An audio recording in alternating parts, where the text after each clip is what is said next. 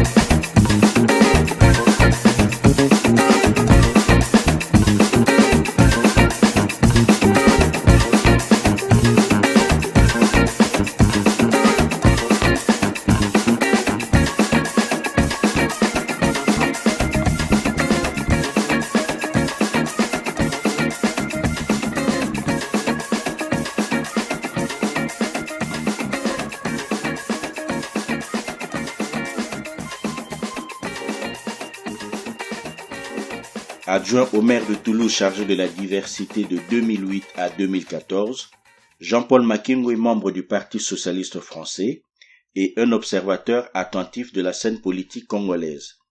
Il répond à nos questions sur les accords de Genève et sur les échauffourées qui ont eu lieu cette semaine à l'Unikin. 2 étudiants y ont perdu la vie sous les balles de la police. Il s'agit de Hyacinthe Kimbafou et de Rodrigue Eliou. Nous leur dédions ce programme. Jean-Paul Makengo, bonjour. Bonjour, monsieur Mpembi.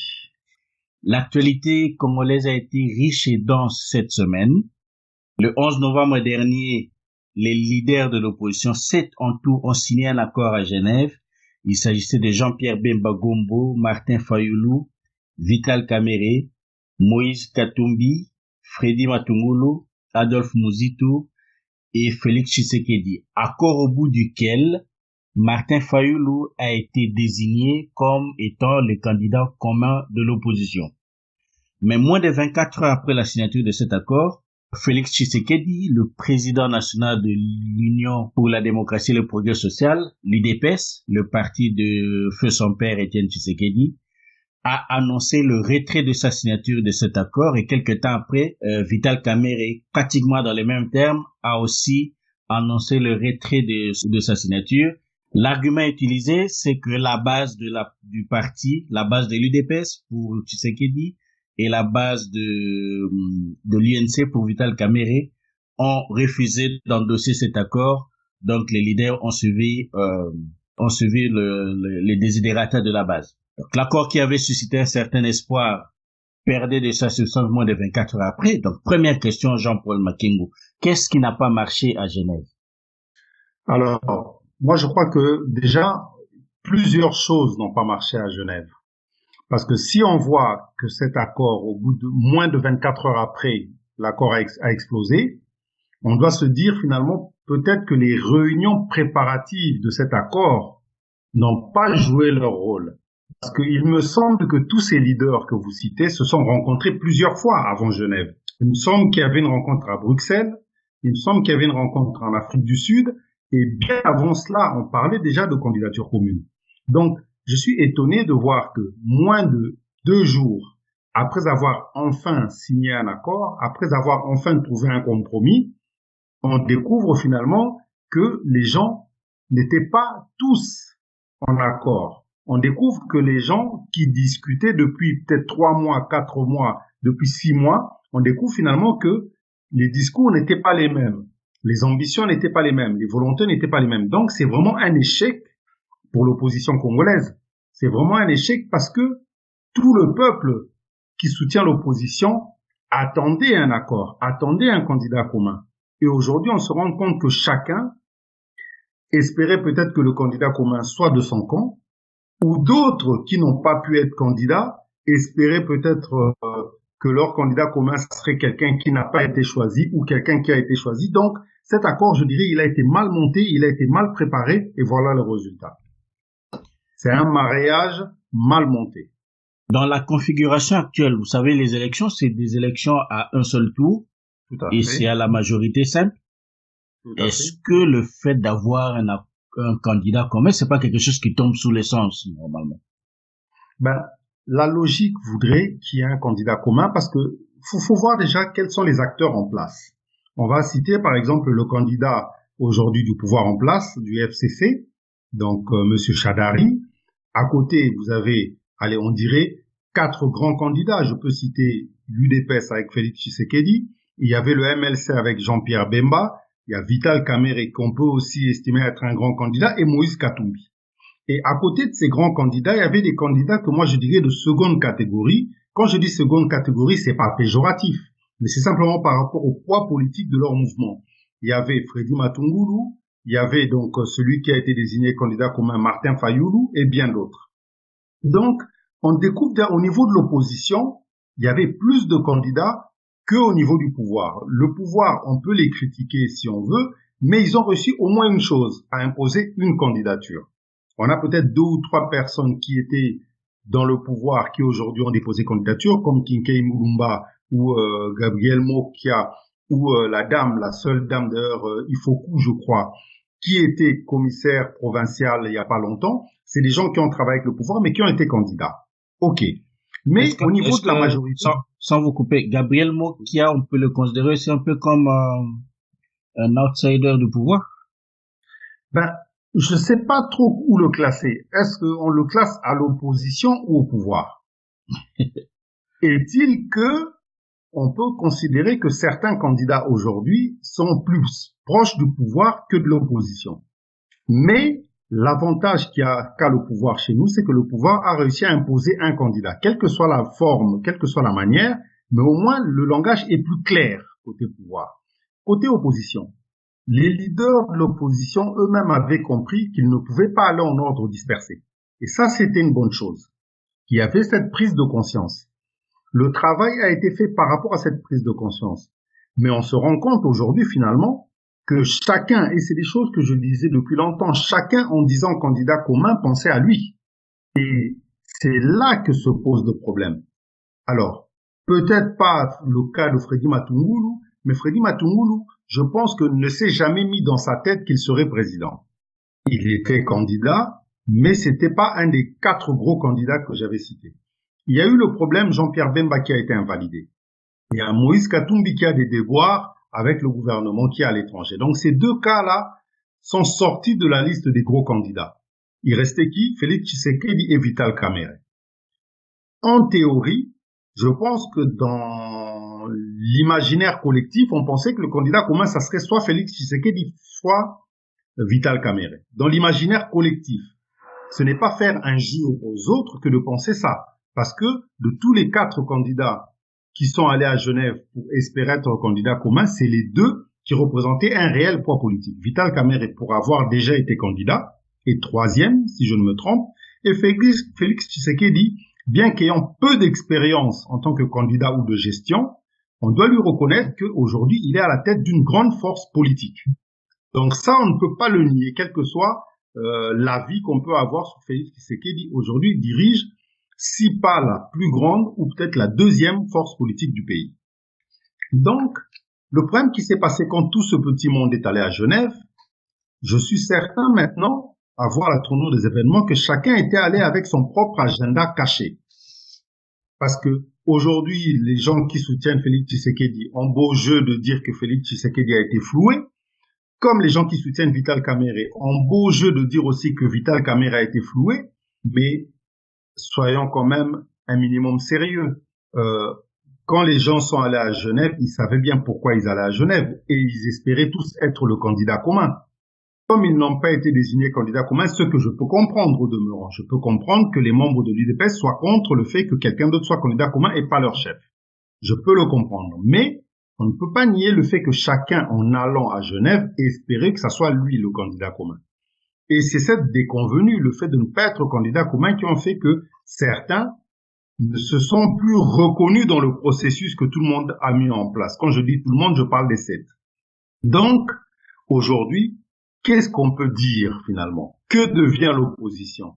Que devient cette histoire de candidat commun? Est-ce que ça a encore un sens? Parce que le vrai problème, il est là. Est-ce que la notion de candidat commun a encore un sens aujourd'hui? Personnellement, je pense que ça n'a plus grand sens de parler de candidat commun. Mais pourquoi ce candidat commun existe toujours? Là aussi, il faut le dire. Simplement parce que Ensemble n'a pas de candidat et Ensemble n'a pas trouvé une alternative à Moïse Katumbi, ce qui fait qu'aujourd'hui, si Ensemble ne soutient pas un candidat quel qu'il soit, Ensemble ne prendra pas part au débat présidentiel. Pareil pour le MLC. Le MLC qui avait misé sur Jean-Pierre Bemba parce qu'il est sorti de prison, il a déposé sa candidature. Jean-Pierre Bemba étant invalidé, le MLC n'a pas de candidat. Et je me rends compte que dans notre débat depuis le début, on a oublié Adolphe Muzito. Adolphe Muzito, je dirais que c'est un cas particulier. Parce qu'Adolphe Muzito est censé représenter, je dirais, les frondeurs du PALU. Le problème du PALU, c'est que c'est un parti dont la base peut se reconnaître avec d'autres mouvements, mais je crois que l'emprise des dirigeants du PALU sur la base fait que, aujourd'hui, la base est obligée de suivre ce que décident les chefs du PALU. Et d'ailleurs, c'est intéressant, cette question du PALU, parce qu'on se rend compte que quand les chefs du parti veulent faire quelque chose, même si la base est contre, ils y arrivent. Donc, prenons le cas du PALU et prenons le cas de l'UDPS pour voir finalement que cette question de base, c'est une question bien compliquée parce qu'on a d'un côté un grand parti dont la base n'est pas forcément en accord avec les responsables, mais les responsables font quand même ce qu'ils veulent. Et on a de l'autre côté un parti où les responsables, je dirais, se cachent derrière la base pour dire que c'est la base qui décide. Donc c'est intéressant de voir les deux cas. Donc comme je disais, Adolphe Muzito, c'est un cas particulier. Mais oui, parce que en fait, Adolphe Muzito était à Genève pour le compte d'une structure qui s'appelle Nouvel Élan. Effectivement, mais bon, vous et moi, nous savons très bien que Adolphe Muzito, je pense, je le soupçonne de compter plus sur les voix du PALU que sur les voix de Nouvel Élan. Nouvel Élan qui est né il y a pas longtemps et à part Adolphe Muzito, je connais pas 5 personnalités qui se réclament de Nouvel Élan, à part lui-même Adolphe Muzito. Donc, oui, je pense que difficile. Il voudrait capitaliser sur cette partie de la base du PALU qui ne serait pas d'accord avec qui se reconnaît pas dans voilà. ce que fait la famille Gizenga. Je pense que c'est cette frange-là qui est sa clientèle de base. Exactement. Donc on peut se poser la question, comme je disais, le candidat commun est-il toujours pertinent? Est-ce qu'on peut dans les circonstances actuelles, dans les conditions actuelles, se donner le luxe de ne pas avoir un candidat commun face à un pouvoir qui est là, on va dire en gros depuis 1997, qui a montré ses forces et ses faiblesses. Et je répète ma question, dans une élection à un seul tour, est-ce que l'opposition congolaise a le droit de se donner ce luxe-là d'y aller en ordre dispersé? Alors, je pense que l'opposition congolaise avait obligation de s'entendre. Mais elle a failli dans cette mission qui était de s'accorder pour s'entendre. Alors, aujourd'hui, c'est vrai qu'il y a beaucoup d'émotions, il y a beaucoup d'énervement et tout le reste, mais la vraie question, c'est pourquoi ils ne sont pas arrivés à s'entendre. Alors, On entend des bruits de couloir. Certains disent qu'ils sont pas arrivés à s'entendre parce que les conditions posées par le MLC et Ensemble pour le candidat commun ne convenaient pas aux autres. Si tant est qu'ils ont quand même signé.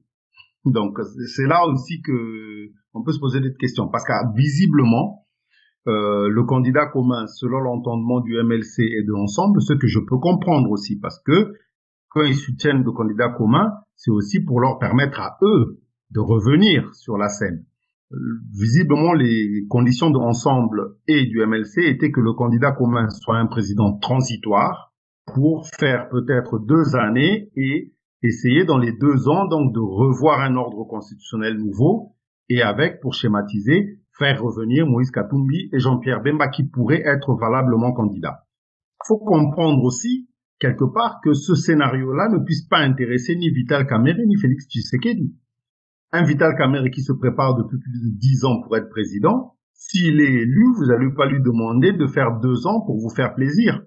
Ni Félix Tshisekedi qui prépare, donc l'UDPS qui se prépare à gouverner le pays depuis Mobutu, maintenant qu'ils sont peut-être prêts d'y arriver, vous n'allez pas leur demander de ne faire que 2 ans, surtout que ce n'est pas de leur faute si Moïse Katumbi a des soucis avec la majorité, ni c'est pas de leur faute si Jean-Pierre a été invalidé. Donc ils ne peuvent pas être responsables d'une situation dont ils sont totalement étrangers.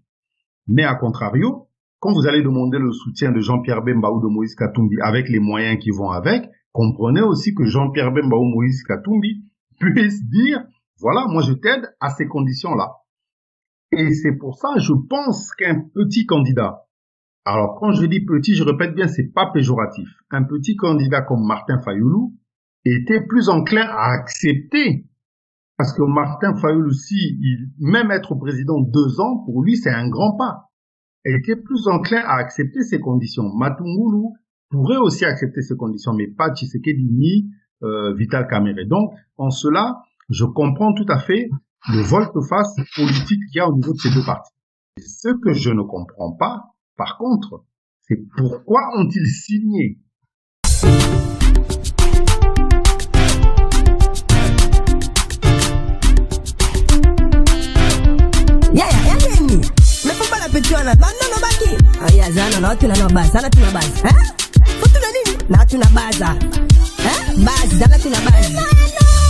Fatigué de vos prétextes, soi-disant pour notre bien. Tous les mbibous sont manabi, nos bis, on peut toquer contre la base. Les gens sont fatigués les bases. Bokende les boss sur la base. Mousson assis ma peine à base, mon combo, mambo, kakakana pour la base.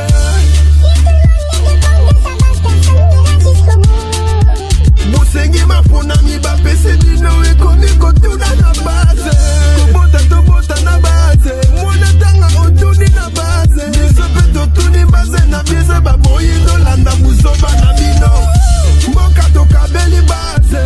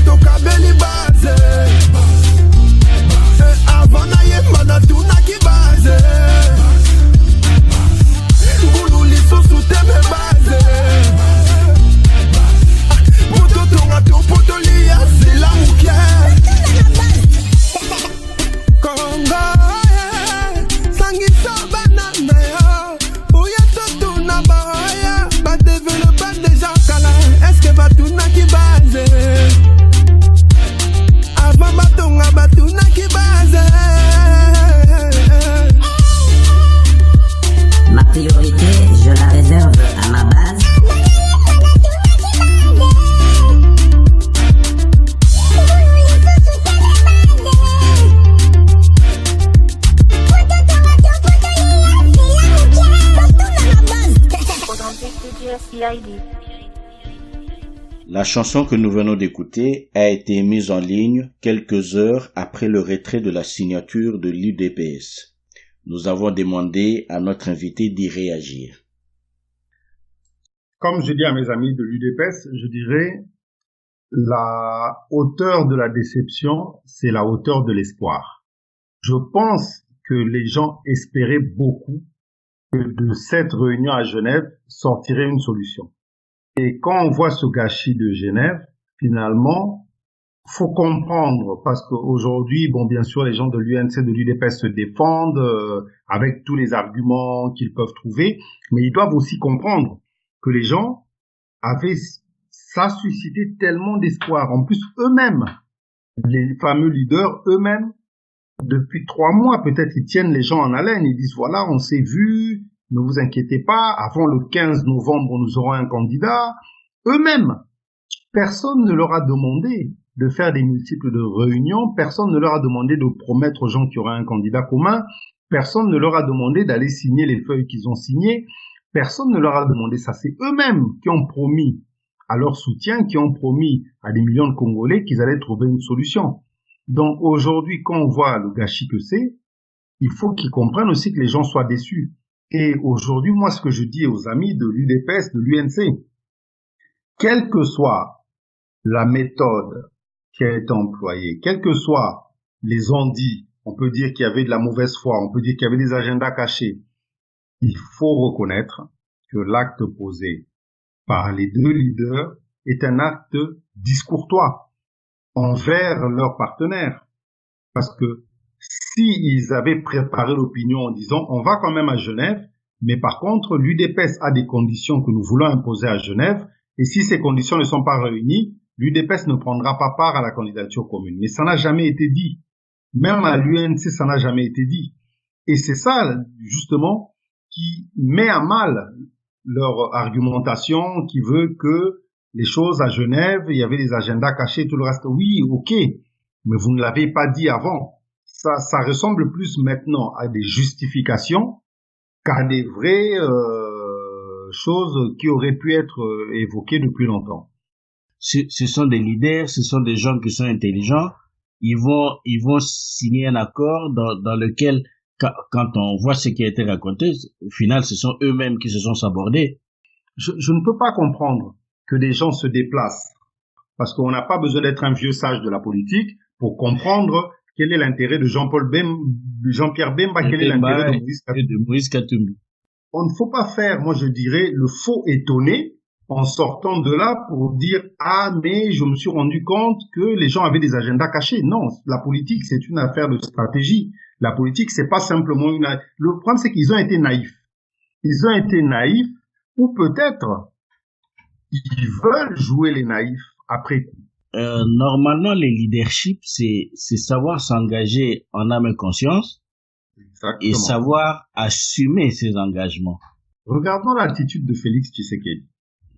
Quand Félix Tshisekedi est sorti de la conférence, sa première intervention télévisée, il a dit qu'il fallait soutenir Martin Fayoulou, qu'il allait essayer de convaincre ses militants à soutenir Martin Fayoulou, que Martin Fayoulou c'était le changement. Donc il a fait vraiment une déclaration, je dirais, qui allait dans le sens de ce qu'il venait de se passer, et rien n'indiquait qu'il était contre. Parce que quelqu'un, admettons, raisonnant par l'absurde, on vous oblige à signer quelque chose qui ne vous convient pas. En général, la première réaction, quand tout se termine, c'est de partir sans vous arrêter pour faire des interviews, pour faire l'éloge, parce que vous êtes tellement, je dirais, aigri d'avoir été obligé de faire quelque chose qui ne vous a pas plu. Mais la spontanéité avec laquelle Félix Tshisekedi s'était exprimé, on pourrait quand même partir du principe que, à cet instant-là, il était d'accord avec ce qui venait de se passer. Et ce n'est qu'après coup, la nuit portant conseil, et peut-être que quand il a revu son staff et les gens de l'UDPS, ils ont un peu réfléchi sur la situation et ils se sont rendus compte peut-être que les choses telles qu'elles allaient se passer n'arrangeaient pas du tout les plans de l'UDPS. Qu'est-ce que cet acte-là nous renseigne sur le leadership de Félix Tshisekedi qui a été suivi par Vital Kamerhe? Je pense que il y a plusieurs choses. Félix Tshisekedi, en tant que président de l'UDPS, je comprends sa position en tant que président de l'UDPS. Parce que il y a eu des troubles. Si vous prenez une décision qui ne plaît pas au parti, en tant que président de l'UDPS, je comprends sa position. Il est dans une position difficile. Et en plus, si ça s'embrasait vraiment, son leadership risquait d'être contesté de l'intérieur. Mais, en tant que candidat, il a pris un engagement en tant que candidat. Il a pris un engagement et discours qu'il tenait depuis peut-être 3-4 mois, c'était celui qui... Et rappelez-vous que le discours du candidat commun, Félix Tshisekedi, ne tient pas que depuis cet été. Quand il était, je dirais, serré avec Moïse Katumbi, il y avait déjà en gestation cette idée que on doit se soutenir mutuellement pour que l'un de nous soit candidat. Donc, ça préfigurait déjà cette question du candidat commun.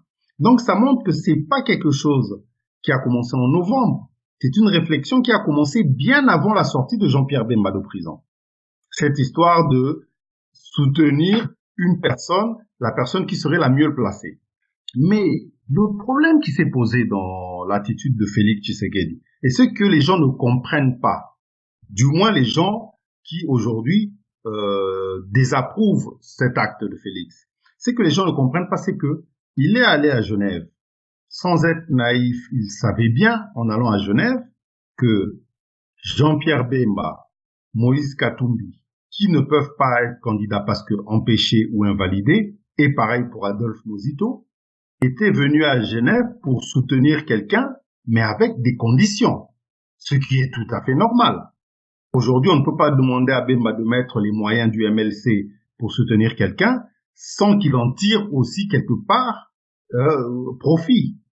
Donc, qu'on me dise que Jean-Pierre Bemba a posé certaines conditions, c'est tout à fait normal et c'est de la stratégie politique. Idem pour Moïse Katumbi. Que Moïse Katumbi dise, moi je soutiendrai le candidat commun, moyennant ça, c'est tout à fait normal. Donc, Félix, en allant à Genève, je pense que les conditions des uns et les autres, il les connaissait depuis longtemps. Peut-être qu'il allait en espérant quand même les convaincre qu'ils reviennent à la raison ou qu'ils soient acquis à sa cause. C'est le même raisonnement pour Vital. Quand on dit pour Félix, c'est le même raisonnement pour Vital. En allant à Genève, je pense que les deux savaient déjà qu'est-ce que les autres voulaient et qu'est-ce que eux voulaient.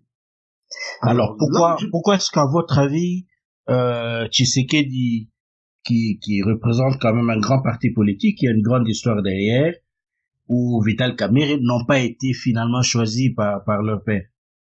Je pense que le cœur du sujet, c'est un peu ce que nous sommes en train d'évoquer. Je pense que tout est lié aux conditions. Ça reste des suppositions, parce que ça reste un recoupement par rapport à plusieurs informations. Martin Fayulu, qui est un candidat de seconde catégorie, alors quand on dit seconde catégorie, comme je le dis tout le temps, c'est pas faire un jour à Martin Fayulu, simplement c'est que ce mouvement a moins de force que l'UDPS ou que l'UNC de Vital Kamerhe. Donc, Martin Fayulu, qui est un candidat de seconde catégorie, était plus enclin à accepter, quelles que soient les conditions imposées par Jean-Pierre Bemba ou Moïse Katumbi ou Adolphe Mozito, parce que pour lui, au contraire, c'est une aide précieuse. Pour lui, au contraire, c'est quelque chose qui lui permettrait d'amplifier sa force. Mais quand vous prenez le raisonnement de l'UDPS, aujourd'hui, l'UDPS pense, à tort ou à raison, qu'elle se suffit à elle-même déjà pour candidater. Et pareil pour Vital Kamerhe, à tort ou à raison, il pense qu'il se suffit à lui-même pour candidater. Après, on peut contester cela, mais ils ont aussi le droit de le penser. Mais par contre, Martin Fayulu ou Freddy Matungulu, eux ont besoin d'avoir un soutien pour candidater. Donc, ils étaient plus faciles à convaincre sur le schéma que les autres présentaient que Vital Kamerhe et Félix Tshisekedi. Là où le problème se pose simplement, et ce que je n'arrive pas à comprendre malgré toutes les explications, qu'est-ce qui a amené Vital Kamerhe et Félix Tshisekedi à signer et accepter un scénario qui ne leur convenait pas? Et là, nous n'étions pas dans la salle. Apparemment, ils n'avaient même pas leur portable. Apparemment, c'était à huis clos. Donc, personne aujourd'hui ne peut dire exactement qu'est-ce qui a incité des gens sensés les gens réfléchissent à vouloir signer quelque chose qui est quelque part un scénario près de leur mort politique, je dirais. Et c'est ça que nous ne comprenons pas. Ils se sont un peu tiré une balle dans le pied, quoi. Ben, ils se sont vraiment tiré une balle dans le pied, et le fait en plus d'être obligé de rétro-pédaler, ça pose encore un problème de crédibilité, et ça pose finalement... Vital Kamerhe avait par exemple tout le temps ce procès qu'on lui faisait d'être changeant. On disait qu'il décidait et puis il revenait sur sa décision, ou bien il décidait ça et il trahissait. Donc quelque part, Vital Kamerhe, je pense, s'il avait décidé de se retirer avant Félix Tshisekedi, les gens auraient dit, ah ben voilà, encore Kamerhe. Mais c'est Félix Tshisekedi qui l'a fait en premier. Donc finalement, on se rend compte que Vital Kamerhe, dans sa réaction, a pris la balle au bon. Ah, comme Félix est parti, ben lui, ça lui donne aussi une occasion de partir. Et aujourd'hui, les tirs se concentrent sur Félix. Les gens critiquent plus Félix que Vital, finalement. Ce qui pose question aussi sur, et moi je l'interprète comme l'espoir que les gens avaient envers l'UDPS. Parce que les gens critiquent beaucoup l'UDPS, mais aujourd'hui, les Congolais sont très attachés à ce parti-là. Même ceux qui critiquent l'UDPS sont attachés à ce parti. Donc je pense que la déception est plus forte sur Félix que sur Vital Kamerhe, qui a habitué les gens déjà à plusieurs volte-face. En fait, les gens critiqueraient plus l'UDPS parce qu'on s'attend de la part de l'UDPS, avec son histoire, avec son passé, à avoir une attitude beaucoup plus responsable ou plus élégante ou plus cohérente. Tout à fait, tout à fait. Et en plus, faut quand même remonter à la Saint-Sylvestre, à l'OUA. Vital Kamerhe a toujours été à part, en marge du groupe. Mais Félix a toujours été dans le groupe. Félix a toujours été avec Moïse Katumbi, avec Fayoulou. Il y avait la dynamique de l'opposition. Il y avait donc le RASOP, hein, le rassemblement de l'opposition. Et tous ils y étaient. Donc Moïse Katumbi, Matungulu, Fayoulou, tous ils étaient dans ce... Et Félix d'ailleurs, je pense que jusqu'à présent, il est toujours président en exercice du RASOP, le rassemblement de l'opposition. Donc, quelque part, l'attitude de Félix déçoit plus que l'attitude de Vital, qui a toujours été en marge. Il s'est raccroché à tout ça à la dernière minute, on peut dire, Vital. Mais ce qui n'est pas le cas de Félix. Par exemple, j'ai été étonné de voir dans les, je dirais, lettres d'engagement, qu'ils s'engageaient à arrêter leur carrière politique s'ils trahissaient. Enfin, je suis quand même étonné. J'ai la lettre d'engagement sous les yeux là, je peux vous lire le paragraphe en question. Oui. Il est dit, ils ont signé tous cette lettre d'engagement le 11 novembre 2018. Il est dit, je m'engage en outre à ne pas trahir le peuple congolais en violant les dispositions précitées. Si je ne respecte pas mes engagements, je mettrai fin à ma carrière politique et je serai soumis à l'opprobre de la nation et à la sanction de mes pairs. Et enfin, je prends la ferme résolution de rester fidèle au présent acte et à l'accord Lamuka. Je suis quand même, monsieur Mpembi, je suis quand même très étonné que des leaders de leur niveau, mais tous, hein, que ça soit ceux qui ont renoncé, ceux qui sont retractés aux autres, ou les autres, signent un tel acte, un tel engagement. La politique, elle est dynamique, la politique, elle bouge tout le temps. Tu ne peux pas signer un engagement qui dit que tu l'opprobes, tu vas arrêter ta carrière politique. Mais non, tu ne peux pas signer ça. À la rigueur, en tout cas, les 7 ont signé.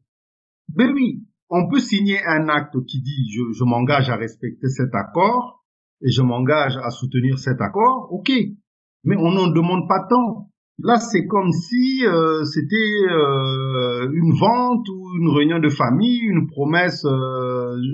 Enfin, je n'ai pas trop compris. On est quasiment à un niveau métaphysique à la limite là. Exactement, exactement. Ça sort même de tout entendement. Oui, enfin, on va pas commenter parce que eux-mêmes ont signé apparemment ça. Et en plus, heureusement pour Félix Tshisekedi et Vital Kamerhe que cet acte-là n'est pas juridique. Parce que s'il était juridique, les autres pourraient le brandir pour dire, voilà, vous avez signé, voilà. Imaginez un peu s'ils avaient signé un acte qui disait, je mettrai tous les moyens de mon parti et tout le reste pour la campagne et tout le reste. Mais en fait, le soutien au candidat unique est quelque part aussi de manière tacite la décision de mettre ses moyens à la disposition de celui qui sera désigné. Mais comme on le dit souvent, comme disent souvent les juristes, ce qui n'est pas écrit est supposé. Donc on suppose. Là, par exemple, beaucoup de choses que nous disons sur l'analyse de ces événements, ce sont des suppositions, mais à travers des recoupements de plusieurs faisceaux d'indices, je dirais. Alors finalement, avec le retrait de ces signatures, avec le peu de recul qu'on a jusqu'aujourd'hui, est-ce que Vital Kamerhe ou Félix Tshisekedi, ils ont plus perdu au moment où ils ont signé ces actes, ou ils ont plus perdu au moment où ils ont retiré leur signature? Personnellement, je dirais au niveau de leur base, si tant est que les bases existent, parce que ça, j'y crois pas beaucoup, mais au niveau de leur soutien, je dirais. Au niveau de leur soutien, ils ont déçu, mais ils ont rattrapé le coup. Mais au niveau de l'opinion nationale, au niveau des observateurs, je crois que Félix bénéficiait jusqu'à présent d'un capital sympathie. Il avait un capital sympathie. Vous savez, la notion de Maboko Pembe, on peut le contester par d'autres, mais quand même, il bénéficiait de ce capital-là. N'ayant jamais été dans un poste au pays, il pouvait bénéficier de ce capital sympathie. Mais malheureusement, cette affaire, ça a un peu creusé le capital sympathie de Félix Tshisekedi. Aujourd'hui, beaucoup de gens qui avaient plutôt un a priori favorable de Félix Tshisekedi ont été déçus par cette question. Et finalement, cette question, ça vient conforter les détracteurs de Félix Tshisekedi. Tous les gens qui étaient contre Félix Tshisekedi profitent de cette histoire pour dire, voilà, qu'est-ce qu'on vous disait? Il n'est pas prêt pour être président. C'est dommage. C'est dommage parce que cette petite affaire, vraiment, parce qu'il faut le dire, c'est une petite affaire, hein, c'est des gens qui se sont réunis pour faire un candidat commun. Après, deux ont décidé que finalement, ça les arrangeait pas d'être avec le candidat commun. C'est pas non plus comme si il y avait mort d'homme, comme si c'était une crise majeure de la politique congolaise. C'est une crise de confiance entre cette personne qui devait être candidate. Donc, quelque part, je dirais simplement, Félix Tshisekedi, dans son capital sympathie qu'il avait sur beaucoup de personnes, il a déçu. Vital Kamerhe, les gens, je dirais qu'il a moins déçu Vital Kamerhe parce que les gens s'attendaient un peu à ce qu'il ait ce genre de réaction.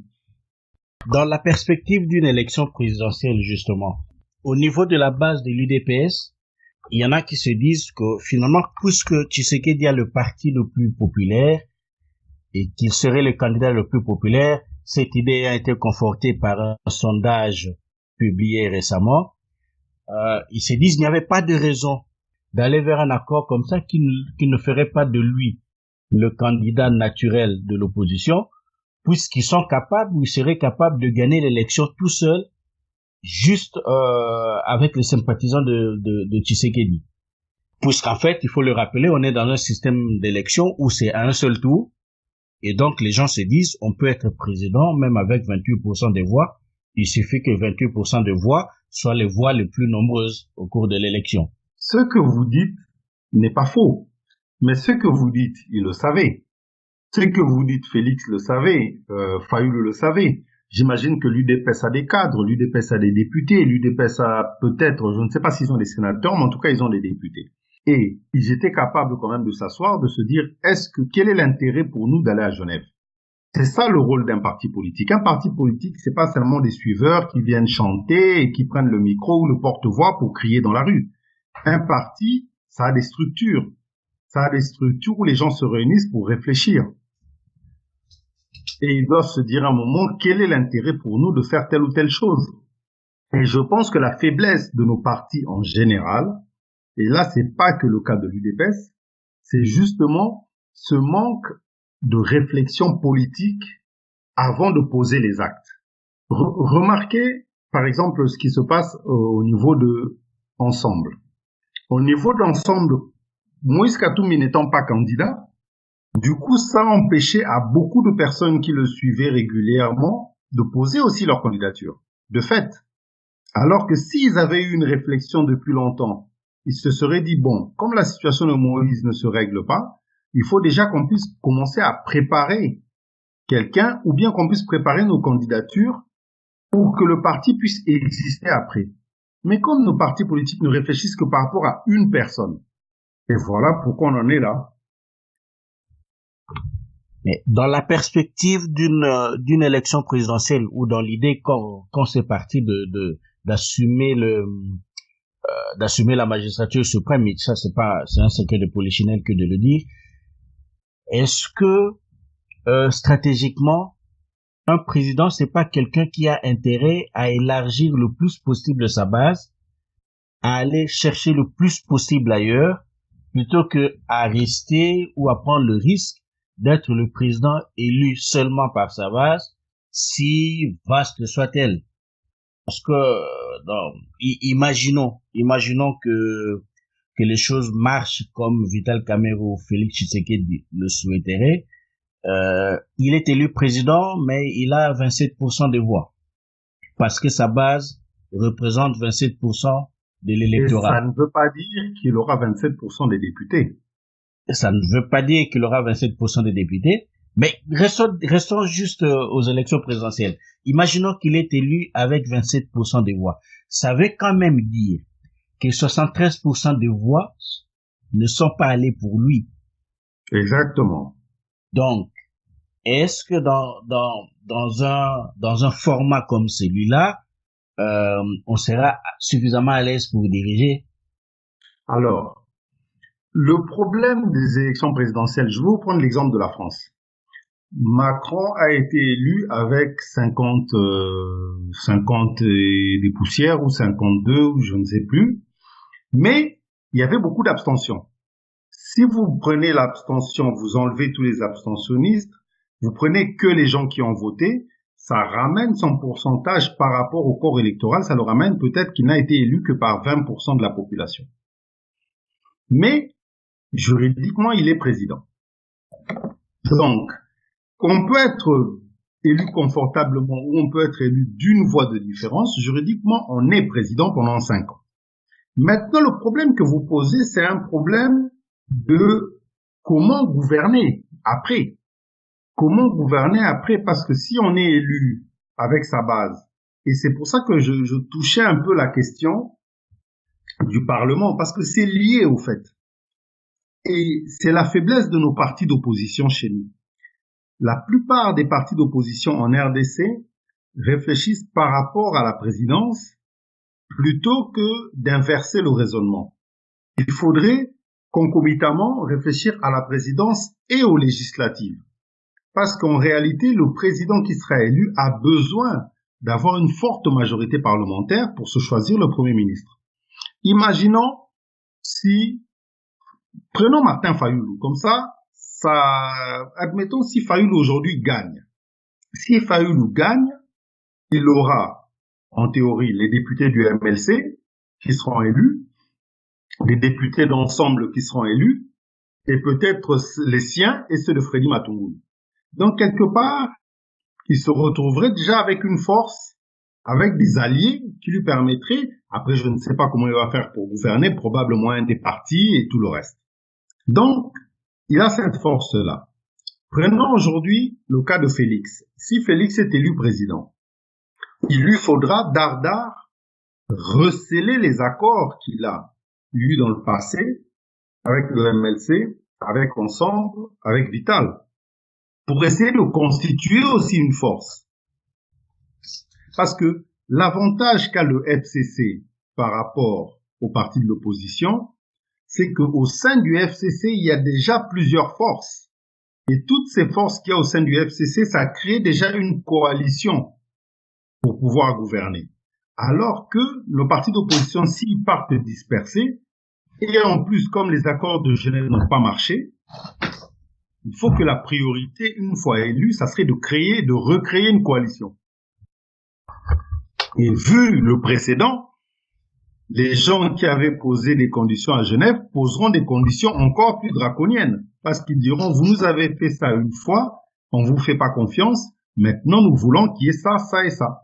Donc ça montre bien qu'aujourd'hui, on devrait se concentrer sur les législatives pour permettre au président qui serait élu d'avoir une bonne assise.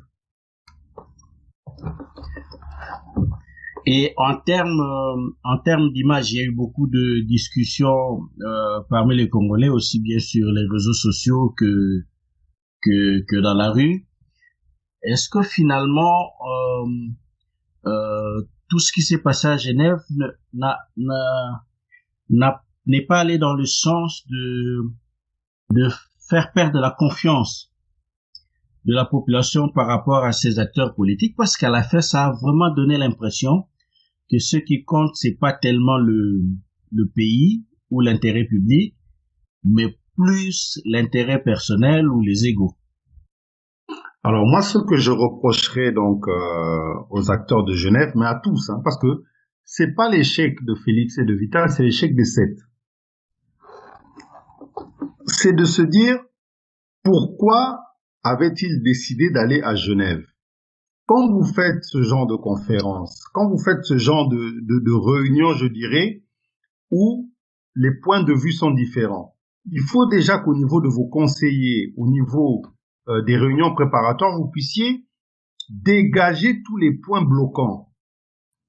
Vous ne pouvez pas aller au rendez-vous final en sachant qu'il y a des points bloquants qui ne sont pas encore réglés. Et là, c'est un camouflet pour les 7. On s'attaque peut-être à Félix et Vital, mais les autres aussi ont une part de responsabilité dans cet échec. Parce qu'ils n'ont pas résolu les points bloquants avant d'aller se voir à Genève. Normalement, Genève n'aurait dû être que protocolaire. Nous avons discuté, nous avons trouvé un accord et nous venons nous retrouver à Genève pour le signer à la face du monde et pour faire une conférence de presse. Mais on se rend compte que Genève, on a même l'impression que c'était la principale phase de négociation. C'est comme si les discussions avaient commencé là-bas.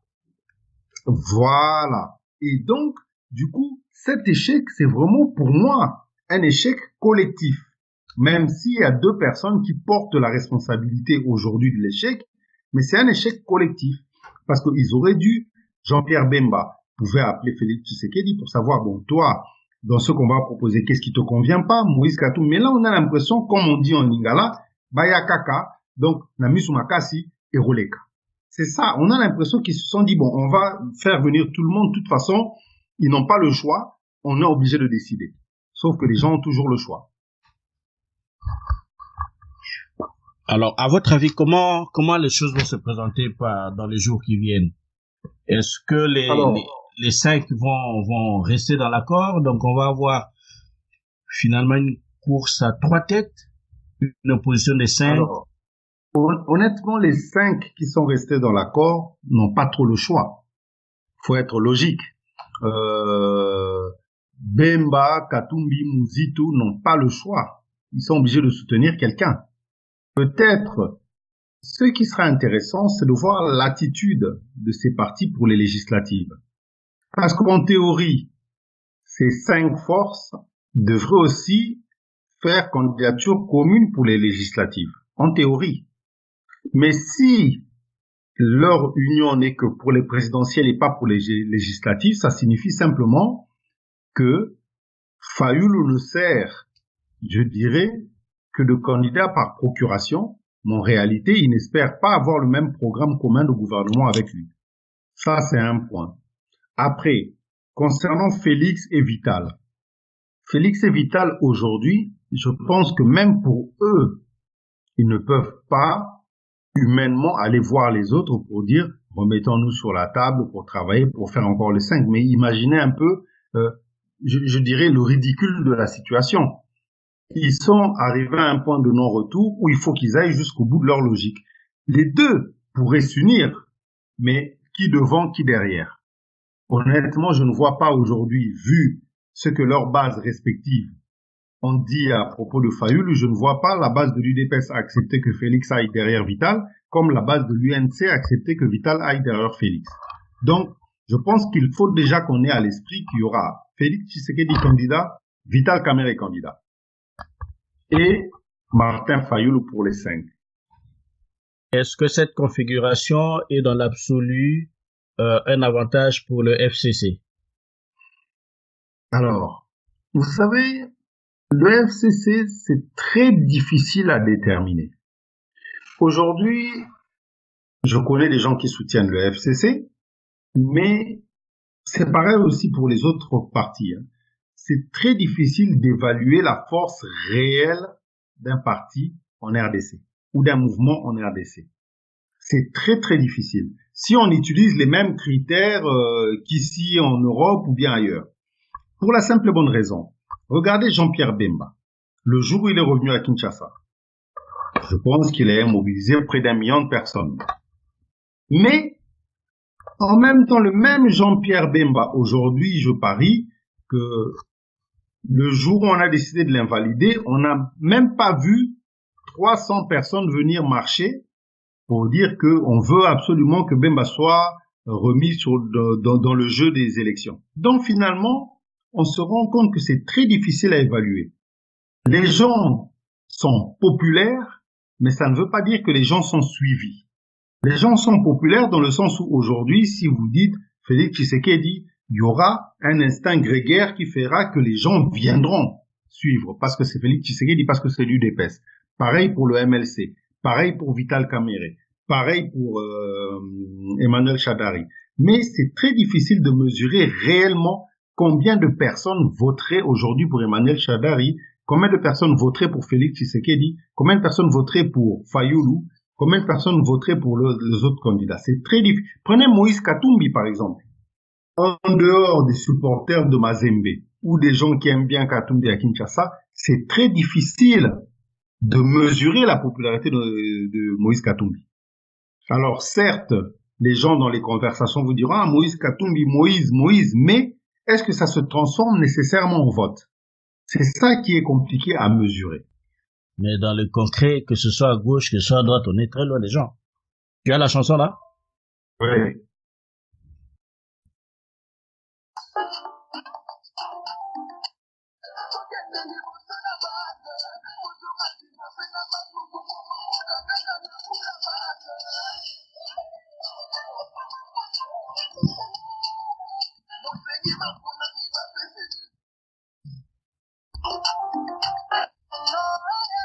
Ok. Ouais, je vois. J'ai écouté la chanson. Donc, vous sentez l'exaspération qu'il y a dans la population avec cette histoire-là qui est un peu rendue dans cette chanson. Comme je dis à mes amis de l'UDPS, je dirais, la hauteur de la déception, c'est la hauteur de l'espoir.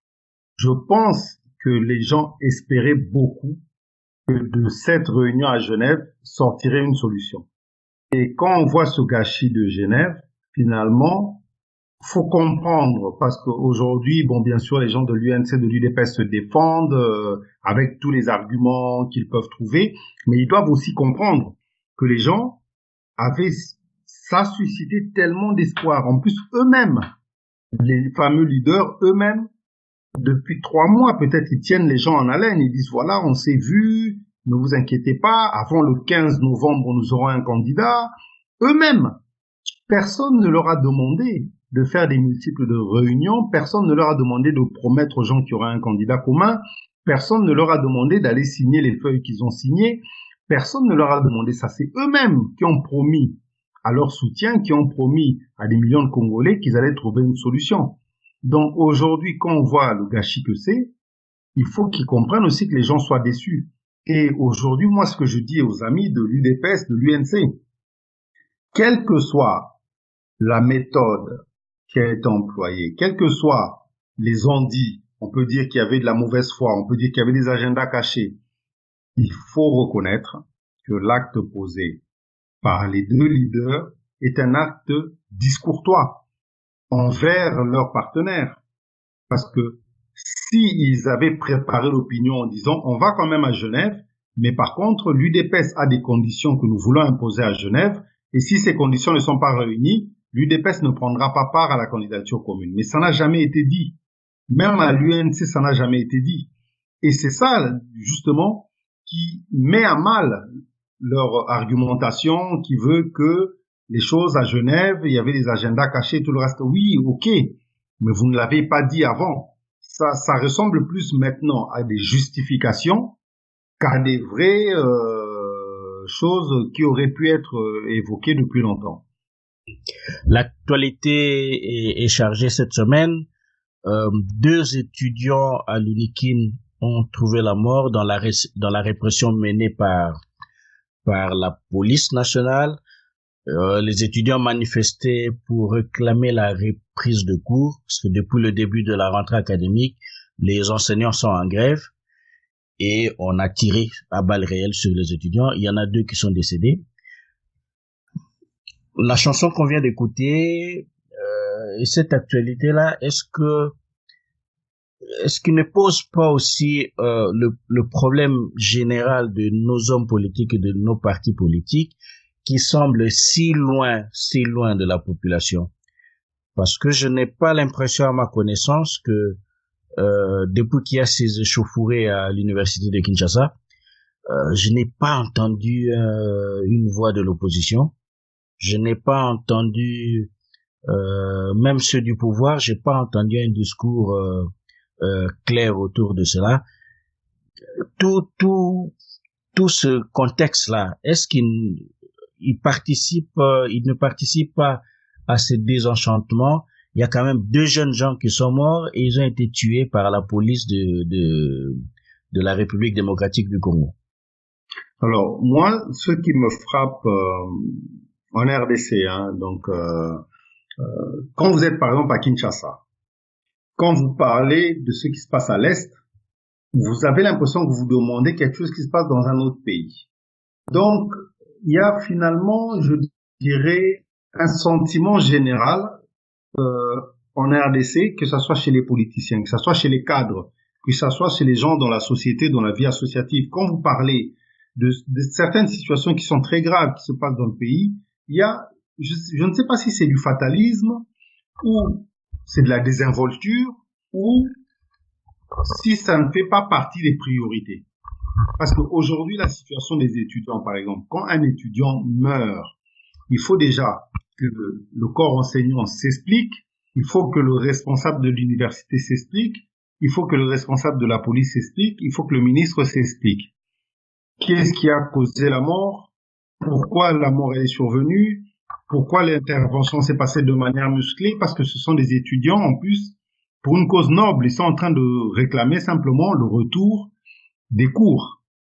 Mais en RDC, finalement, on se rend compte, moi je vois quand peu d'opposants plutôt, parlent de ce qui se passe à Beni. Ils se contentent de mettre une phrase, comme vous et moi, on mettrait une phrase sur Internet. Peu évoquent ce qui se passe à Beni. Peu d'opposants chez nous ont évoqué ce qui s'est passé avec les réfugiés en Angola. Peu de réfugiés chez nous ont un discours clair sur ce qui se passe à l'est de la RDC. Et malheureusement, tant que nos politiciens n'auront pas des discours clairs sur des sujets qui intéressent réellement les Congolais, les sujets de société, sur ce qui touche les Congolais, aujourd'hui ce qui se passe là, il y a les 2 étudiants là. Mais ces étudiants-là, c'est des électeurs, c'est des étudiants-là, c'est des gens qui ont besoin d'être rassurés. Mais le problème chez nous, c'est que ça touche un peu ce qu'on disait avec le sujet précédent, c'est que nos partis politiques fonctionnent souvent comme des fan clubs. C'est un parti qui a été mis en place pour aider quelqu'un à arriver au pouvoir. Donc, on perd ce côté réflexion, on perd ce côté école de formation, on perd ce côté échange et dialogue au sein du parti. Parce que le but, c'est d'aider quelqu'un à arriver au pouvoir. En France, par exemple, la droite avait cette façon de faire. On créait des partis pour aider quelqu'un à arriver au pouvoir. Jacques Chirac a créé le RPR. Quand il est devenu président, il a tué le RPR, il a créé un autre parti. Nicolas Sarkozy a pris l'UMP. Quand il est devenu président, il a tué l'UMP parce que l'UMP avait fait son travail et on a créé un autre parti. Donc, on a des partis qui sont créés pour servir une ambition plutôt que pour réfléchir sur la société. Et on a En Marche actuellement. Oui, mais En Marche aussi, c'est un peu la même logique. C'est un peu la même logique. Ça a été créé pour permettre à Emmanuel Macron de devenir président. Maintenant qu'il est président, le parti n'arrive pas trop à prendre sa place.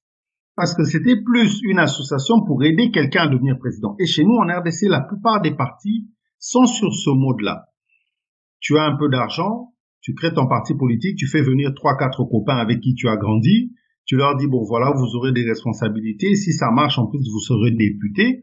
Donc, aujourd'hui, il n'y a pas vraiment de dialogue. Regardez ce qui se passe à l'UDPS, par exemple. Quand on dit, oui, la base veut ceci, la base veut cela, mais finalement, non. Avant d'aller à Genève, fallait qu'il y ait des discussions au sein de l'UDPS. Fallait que les sections de l'UDPS puissent discuter. Est-ce que c'est pertinent d'avoir un candidat? Comment ils pouvaient faire même un vote interne? On fait venir les cadres de toutes les provinces, on fait un vote. Est-ce que vous êtes pour le candidat interne ou pas? Mais comme dans nos partis, c'est le président qui décide. Le président a décidé d'aller à Genève. Il a pris une décision. Après, on ne sait pas comment ça s'est passé. La base a décidé de contester sa décision et voilà, on en est là. Donc, le problème chez nous, c'est que les partis fonctionnent sur un mode où on ne réfléchit pas par rapport à la société, on réfléchit par rapport à comment conquérir le pouvoir. Et même pas comment on va tous conquérir le pouvoir pour changer le pays, comment lui il va conquérir le pouvoir pour que lui change le pays et nous on va le soutenir. C'est ça la faiblesse. Merci beaucoup Jean-Paul Makengo. Donc avec plaisir. Je rappelle qu'il y a 2 étudiants qui sont décédés cette semaine, tués par les balles de la police. Il y a la crise des réfugiés angolais, enfin des réfugiés congolais venant d'Angola. Il y a la crise humanitaire au Kasaï. Il y a les problèmes à Beni qui sont récurrents depuis de nombreuses années. Il y a l'épidémie d'Ebola qui continue. Donc le Congo fait face à beaucoup de problèmes actuellement. Et malheureusement, c'est vrai, malheureusement, nos acteurs politiques n'ont pas un discours clair et élaboré autour de cela. C'est le principal reproche qu'on peut leur faire. Voilà, sur un mode, sous forme de boutade. La base a vite réagi pour que le candidat du parti soit maintenu. La base se tait quand tu le peux. Exactement. Merci beaucoup Jean-Paul Makengo.